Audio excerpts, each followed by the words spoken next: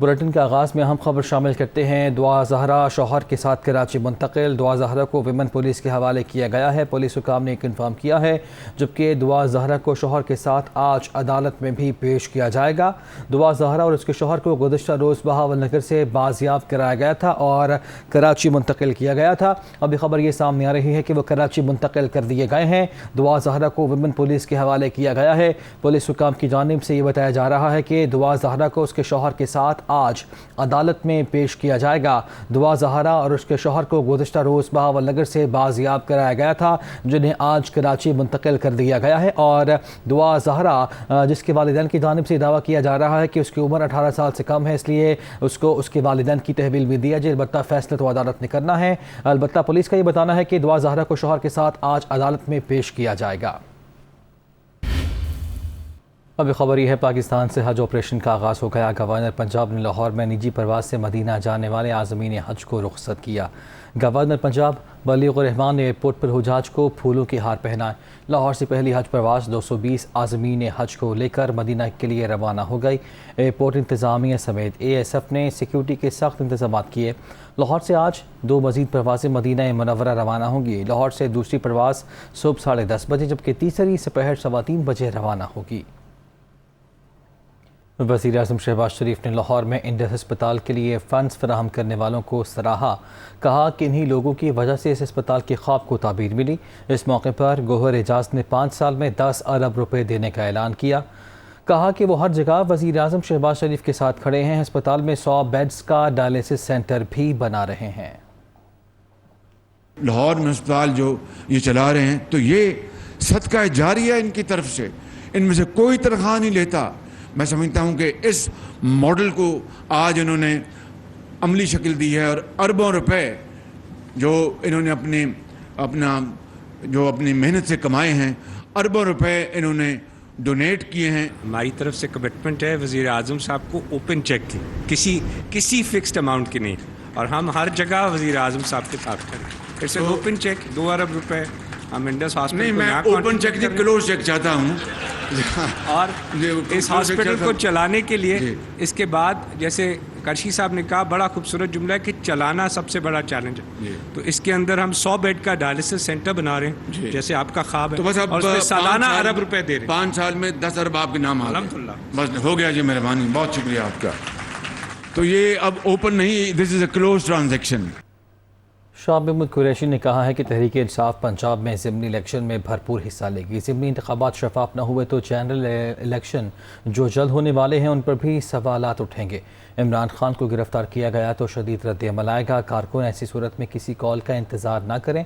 मुज़ाकरात के हामी हैं, लेकिन मुसल्लत हुक्मरानों से क्या बात करें, वो मीडिया से बात कर रहे थे। पंजाब में जो 20 ज़िमनी इलेक्शन हो रहे हैं, तहरीक इंसाफ भरपूर तरीके से उनमें हिस्सा लेगी।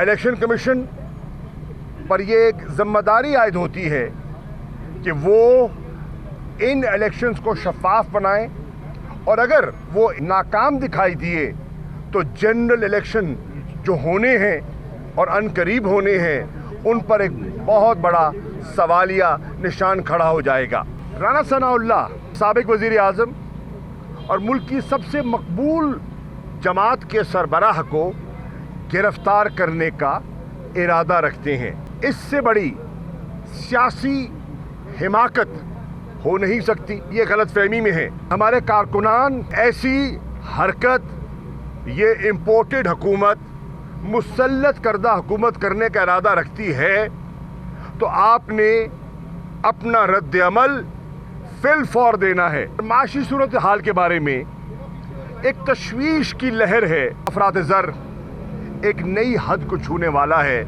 और कुछ माहिरीन समझते हैं कहीं ये 25 से 30% अफरात ज़र को न छू जाए। वो पुलिस अफसरान जिन्होंने ये कार्रवाई की है, तशद्दुद किया है, हम न सिर्फ उनकी निशानदेही करेंगे, उनके खिलाफ कार्रवाई करेंगे, उनके खिलाफ केसेस रजिस्टर करवाएंगे।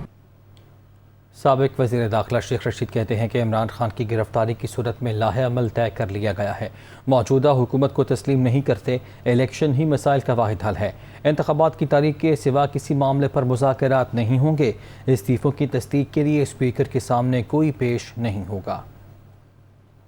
अगर इमरान खान को गिरफ्तार किया गया तो उसकी स्ट्रेटजी भी बनाई गई है, और जो सबसे बड़ी बात की गई कि किसी कीमत पर भी मौजूदा हुकूमत को तस्लीम नहीं किया जाएगा और इलेक्शन ही वाहिद हल है। ये फ़ैसला भी किया गया है कि इलेक्शन के अलावा किसी किस्म के कोई मुज़ाकरात किसी से नहीं होंगे।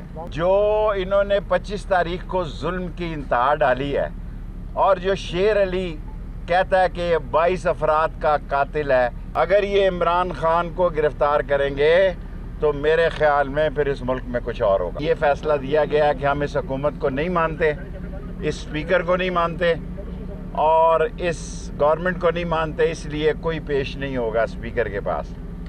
सेकेंडली तहरीक के बारे में कि महंगाई की जो सूरत हाल है कि 60 रुपये पेट्रोल बढ़ा है, 100 रुपये दाल बढ़ी है, 200-250 रुपये घी बढ़ा है और 60 रुपये 9 रुपये बिजली बढ़ी है। ये सारी बातें और 45% गैस, ये सारी महंगाई के ख़िलाफ़ पूरी तहरीक चलाई जा रही है। वज़ीर दाखिला राना सनाउल्लाह का कहना है कि इमरान खान को कानून के मुताबिक सिक्योरिटी दी गई है। ज़मानत ख़त्म होने पर यही सिक्योरिटी उनको गिरफ़्तार कर लेगी। वज़ीर दाखिला राना सनाउल्लाह ने कहा है कि इमरान नियाज़ी पर हंगामा राई विफाक पर हमलों के जराइम के तहत दर्ज 2 दर्जन से ज़ायद मुक़दमात हैं। अदालती ज़मानत ख़त्म होने पर कानून के मुताबिक फ़राहम की गई यही सिक्योरिटी इमरान नियाज़ी को बड़ी खुशउस्लूबी से गिरफ़्तार कर लेगी। उन्होंने कहा कि खूनी मार्च का ऐलान करने वाला खुद ही मार्च के दिन सोया रहा। शेख रशीद ये बताएं कि वो 25 मई को कहाँ थे। लीगी रहनुमा अता तारड़ ने कहा है कि इमरान खान ने एमनेस्टी स्कीम से अपने लोगों को नवाजा। रिश्वत में हासिल करोड़ों रुपए के हीरे दुबई में भेजे गए और मनी लॉन्ड्रिंग की गई। अस्मा बुखारी कहती हैं कि साबिक हुक्मरानों का कच्चा चट्टा खुलकर सामने आ रहा है। इमरान खान साहब ने अपने इक़्तिदार के पहले ही साल में एमनेस्टी स्कीम के तहत छूट दी। बोर्ड ऑफ रेवेन्यू में अपने लोग वेल प्लेस्ड करके, तो ये टैक्स एमनेस्टी स्कीम के तहत जो छूट दी वो सिर्फ और सिर्फ ज़ाती दोस्ती की बुनियाद पर दी। पंजाब के अंदर खुसूसी तौर पर अफसरान की तैनातियाँ की गईं, वो भी पैसों के एवज़ की गईं। सीएम सेक्रेटेरिएट को पैसे बनाने का एक जरिया बनाया गया। दुबई में डायमंड बेचे जाते थे और कहा जाता था हमने ज्वेलरी बेची है जिसके एवज ये पैसे आए हैं। वो पैसे रिश्वत के पैसे होते थे। करोड़ों के डायमंड बेचे और वो पैसे ब्लैक मनी को वाइट किया गया। चोर चोर डाकू डाकू के नारे लगाते थे। आपसे बड़ा चोर इमरान नियाज़ी साहब पाकिस्तान की तारीख में नहीं आया। अरबों रुपए की मनी लॉन्ड्रिंग है, जो रिश्वत की मद में, जो कमीशन की मद में, जो किकबैक की मद में यहाँ पे माफियाज को परवान चढ़ाया गया। इमरान नियाज़ी साहब को ये जवाब देना होगा। इनके कच्चे छट्टे हम पहले से जानते थे और अब जो है वो इनके सबूत जो है वो बारी बारी वापस आ रहे हैं। पीपल्स पार्टी के रहनुमा शर्जील मेमन ने कहा है कि इमरान खान मुल्क के साथ ख़तरनाक खेल खेल रहे हैं। एक नाअहल शख्स कुर्सी छिन जाने पर जो नामुनासिब ज़बान इस्तेमाल कर रहे हैं उसे किसी सूरत बर्दाश्त नहीं किया जा सकता। वो कराची में न्यूज़ कॉन्फ्रेंस कर रहे थे। इमरान खान मुल्क में एक ख़तरनाक किस्म का खेल खेल रहे हैं। इमरान खान चाहते हैं कि मुल्क की इदारों के ख़िलाफ़ कोई घिनौनी साजिश करे। उसका गर्ज इमरान खान का सिर्फ़ और सिर्फ अपनी कुर्सी के लिए है। एक नाअहल, एक जाहिल और एक खुदगर्ज शख्स अपनी कुर्सी जाने पे जो ज़बान इस्तेमाल कर रहा है, क्या ऐसे शख्स को पाकिस्तान में सियासत करने का कोई हक़ है? किसी भी सूरत में ऐसी कोई चीज़ बर्दाश्त नहीं की जाएगी जिससे मुल्क की साख को या खुदा न खासा मुल्क के ख़िलाफ़ कोई साजिश सामने आए। वज़ीर-ए-आज़म के मुशीर क़मर ज़मान कायरा कहते हैं कि न्यूट्रल फ़िलहाल न्यूट्रल ही हैं, उम्मीद है वो न्यूट्रल ही रहेंगे।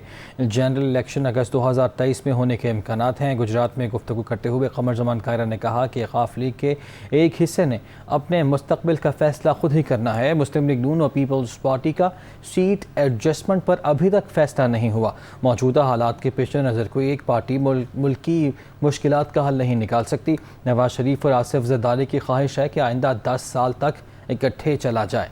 वज़ीर-ए-आज़म के मुशीर ने कहा कि तेल, गैस और बिजली की कीमतें बढ़ाने के लिए प्रेशर था। वज़ीर आला पंजाब ने कहा है कि इमरान नियाज़ी जिनको न्यूट्रल रहने का ताना दे रहे हैं, उनका आइनी किरदार न्यूट्रल रहना ही है। हमजा शहबाज ने अपने बयान में कहा कि अगर इदारे अपनी आइनी जिम्मेदारी निभाएं तो पाकिस्तान 3 हिस्सों में तकसीम और न्यूट्रल रहने का ताना दिया जाता है। ज़ाती मफादात और अना की खातिर पाकिस्तान के सफारती ताल्लुकात को दाव पर लगाकर इमरान खान असल साजिश कर रहे हैं। वज़ीर आला पंजाब ने कहा कि 3.5 साल की नाकाम माशी, दाखिली और खारिजा पॉलिसी के ज़िम्मेदार सिर्फ PTI चेयरमैन हैं। आवाम इनके पाकिस्तान दुश्मन घिनौने किरदार से बखूबी वाकिफ़ हैं।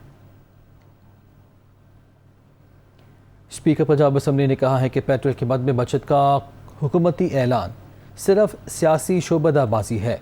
सरकारी पेट्रोल के पैसे करप्ट हुक्मरानों की जेब में जाएंगे। चौधरी परवेज़ इलाही ने कहा कि करप्ट हुक्मरान सियासी शोहरत के लिए ऐसे ड्रामे करने के बजाय आवाम की ज़िंदगी को आसान बनाएं। पेट्रोल, बिजली और गैस की कीमतों में बेतहाशा इजाफा आवाम के लिए परेशान कुन है। स्पीकर पंजाब असम्बली ने कहा कि पाकिस्तान की 74 साल तारीख में इतना होशरुबा इजाफा नहीं देखा। जाली इम्पोर्टेड हुकूमत के फैसले मईशत और आवाम को ले डूबेंगे। तहरीक इंसाफ के तर्जुमान बराए माशी उमूर मुज़म्मिल असलम कहते हैं कि आइंदा दिनों में मुल्क में बदतरीन महंगाई होगी। IMF से 22 में से 19 मुआहिदे पीपल्स पार्टी और नून लीग ने किए। मुज़म्मिल असलम ने कहा कि मुल्क में कोई माशी पॉलिसी नहीं, आइंदा दिनों में बदतरीन महंगाई सामने आएगी। 75 साल में ऐसे हालात नहीं देखे जो इस हुकूमत ने कर दी। बदतरीन माशी सूरत हाल में शरह नमू सिर्फ 2% रह जाएगी। PTI हुकूमत को करप्शन पर ख़त्म नहीं किया गया। अमीर जमात इस्लामी सिराजुल हक का कहना है कि सूद और करप्शन तमाम मसाइल की जड़ है। हुकूमत सूद से पाक बजट पेश करे, गरीब अवाम पर बोझ डालने की बजाय अशराफिया से लूटा हुआ पैसा वापस लाया जाए। वो लाहौर में मीडिया से गुफ्तगू कर रहे थे। सूदी निज़ाम और करप्शन ये उम्मुल मसाइल है। तमाम मसाइल का हल सूदी निज़ाम है और करप्शन है, और इन तीनों पार्टियों ने तुम्हारे मुल्क पर सूदी निज़ाम और करप्शन का ये निज़ाम मुसल्लत किया है। मैं अल्लाह का शुक्र अदा करता हूँ कि वफाकी शरी अदालत ने सूद के ख़िलाफ़ फ़ैसला दिया, और हम चाहते हैं कि आइंदा बजट सूद फ्री बजट हो, और हम ये चाहते हैं कि आइंदा बजट में IMF के कर्ज़ों से निजात के लिए रोड मैप भी हो। गरीब पर बोझ डालने की बजाय पाकिस्तान का जो करप्ट अशराफिया है, जालिम जागीरदार है, करप्ट सरमायादार है, इन पर बोझ पड़े। अब खबर यह है, पार्लियामेंट का मुश्तरका इजलास 9 जून को तलब कर लिया गया। वापस भेजे गए दोनों अहम बिल्स को मंजूर कराए जाने का इम्कान है। पार्लियामेंट के मुश्तरका इजलास की तारीख तब्दील की गई है। इजलास अब 7 जून के बजाय 9 जून को होगा। स्पीकर ने हासिल शुदा इख्तियारात के तहत तारीख तब्दील की है। मुश्तरका इजलास 9 जून को दोपहर 4 बजे मुनक़िद होगा। ज़राए के मुताबिक सदर ममलकत की जानिब से वापस भिजवाए गए दोनों बिल मुश्तरका इजलास में पेश किए जा सकते हैं। मलिक रियाज कहते हैं कि सोशल मीडिया पर उनसे मंसूब ऑडियो जाली है, उन पर पे दर पे हमले होते रहे। अब ख़ानदान भी जद में आ गया। मामले पर कानूनी चाराजोई करेंगे, जिम्मेदारों को कैफ़िल किरदार तक पहुँचाया जाएगा। मलिक रियाज ने एक ट्वीट में कहा कि जदीद टेक्नोलॉजी डीप फेक के होते हुए जाली ऑडियो बनाना कोई हैरान कुन बात नहीं। सोशल मीडिया पर उनसे मंसूब ऑडियो इस टेक्नोलॉजी से बनाई गई। वो किसी सियासी जमात की मुहिम में शामिल नहीं होना चाहते। उन्होंने इल्ज़ाम लगाया कि ज़ाती और सियासी इंतकाम के लिए उनकी आवाज़ का गलत इस्तेमाल किया जा रहा है। पहले उन पर पे दर पे हमले किए गए, अब ख़ानदान भी लपेट में आ गया। वो साजिश के पीछे मौजूद अफराद का सुराग लगाने के लिए हर कानूनी फोरम से रुजू करेंगे। पाकिस्तान ब्रॉडकास्टर्स एसोसिएशन और ऑल पाकिस्तान न्यूज़पेपर्स सोसाइटी ने पीटीआई रहनुमाओं की जानिब से जाली खबरें फैलाने की शदीद मजम्मत की है। मुश्तरका बयान में कहा गया कि फवाद चौधरी, शहबाज गिल और हमाद अजहर की जानिब से जाली खबरों की मजम्मत करते हैं। पीटीआई के रहनुमाओं का मकसद मुल्की मीडिया को बदनाम करना है। मीडिया इदारे अपने आइनी हुकूक इस्तेमाल करने में आज़ाद हैं। अगर पीटीआई रहनुमाओं की जानिब से मीडिया के खिलाफ मजमूम मुहिम बंद न की गई तो कानूनी कार्रवाई की जाएगी। PBA और APNS ने चेयरमैन पीटीआई इमरान खान से पीटीआई रहनुमाओं के खिलाफ पार्टी पॉलिसी के तहत कार्रवाई करने का मुतालबा किया है। साबिक आलमी स्नूकर चैंपियन मोहम्मद आसिफ के लिए अहम संग-ए-मील। कौमी हीरो को 2 साल के लिए प्रोफेशनल स्नूकर में एंट्री मिल गई। जल्द इंग्लैंड रवाना होंगे। कौमी खिलाड़ी ने थाईलैंड में क्यू स्कूल टूर्नामेंट का सेमीफाइनल जीतकर 2 साल के लिए टूर कार्ड हासिल किया। मोहम्मद आसिफ सेमीफाइनल में हमवतन अरशद इकबाल को शिकस्त देकर 2 साल का प्रोफेशनल स्नूकर टूर कार्ड हासिल करने वाले पहले खिलाड़ी बन गए। इससे पहले Mohammad Asif world snooker championship की सेमीफाइनल में पहुंचे थे। फैसलाबाद की सनतकारों को आइंदा साल के बजट से क्या खदशात हैं और नए बजट से क्या उम्मीदें हैं, नईम कैसर की रिपोर्ट में जानिए। रवां माह माली साल 2022-23 का बजट पेश किया जाएगा। गुज़िश्ता बजट में साबिक़ा हुकूमत ने इंडस्ट्री की बहाली के लिए सब्सिडाइज बिजली और गैस का पैकेज फराहम किया था, जिससे मुल्क की एक्सपोर्ट में नुमाया इजाफा हुआ। ताहम आइंदा बजट में इंडस्ट्री का रिलीफ पैकेज ख़त्म होने के खदशात हैं, जिससे सनतकारों की नींदें उड़ी हुई हैं। फॉरेन रेमिटेंस जो कमाने वाला टेक्सटाइल का सबसे बड़ा जो सेक्टर है वो Pakistan housing manufacturing exporter association, जिसको मैं रिप्रेजेंट कर रहा हूँ। और हमारी एक ही डिमांड है कि बिजली और गैस की जो प्राइसेस हैं उसको सस्टेन किया जाए।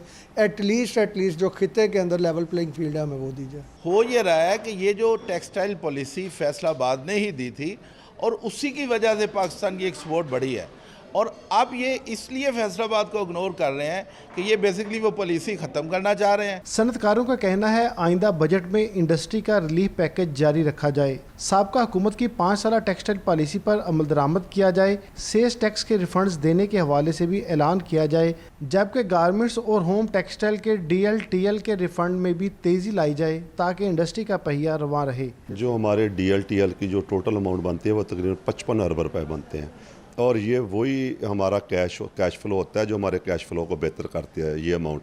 और बदकिस्मती से ये तकरीबन काफ़ी माह से बल्कि साल से ज़्यादा से पेंडिंग है।